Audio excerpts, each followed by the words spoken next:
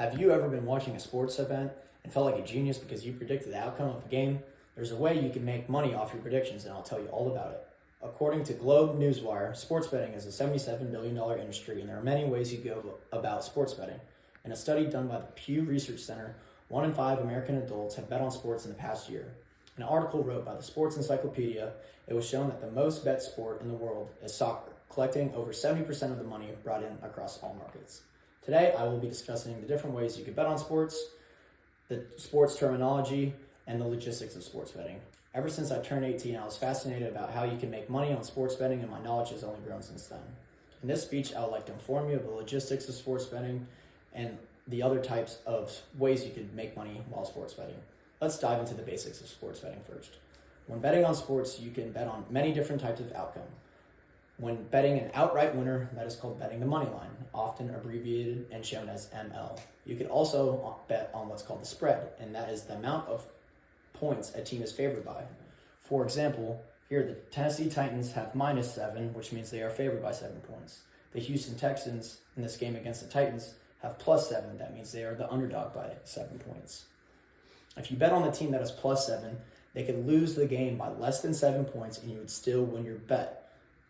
When betting the Titans in this example, the Titans would have to win by more than 7 points. The next type of bet you can do is called an over-under, often shown as O/U. This is when you want to bet the total amount of points scored by both teams combined. In this example, we have the Tennessee Titans OU 40.5. If you would bet the over, you would have to bet over 40.5, and if you bet the under, you would do U 40.5. Next, I will dive into alternative ways to bet on sports. Instead of betting on an outcome of a sports game, you could take what's called a player prop. A player prop is when you bet a certain player to have a specific outcome in a game.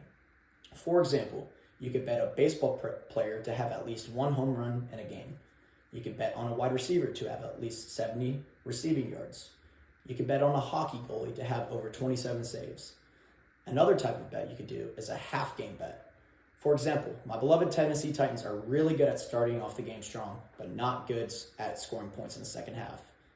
That's why I do first half money line bets. That means if the Titans are winning at halftime, I win my bet without having to watch the second half as they implode. There are also quarter bets in football, period bets in hockey, and even single inning bets in baseball. Another type of bet you can do is called a parlay. A parlay is when you take multiple bets and put them onto the same bet slip to boost the payout odds. When doing a parlay, all the bets on the parlay have to win for the parlay to hit. For example, if you feel confident about 2 games, instead of putting $10 on each game, you could parlay both games for a larger payout. One thing to remember, though, is sportsbook make the most money on parlays as it is a much riskier bet. According to the University of Nevada Center for Gaming Research, the state's sportsbook earned on average 5.7 cents dollared wagered on football, 5.5 cents wagered on basketball, 4.5 cents per dollar wagered on baseball, but parlays, however, resulted in 32 cents per dollar, illustrating why so much advertising, promotional odds boosts, and other marketing incentives from sportsbook now revolved around parlays. Another type of bet is called a futures bet. A futures bet is a bet on something that will not be determined as a win or loss for weeks or months in the future. For example, types of futures bets would be who would be the winner of the Super Bowl, who would be the winner of the World Series and the Stanley Cup, and so on.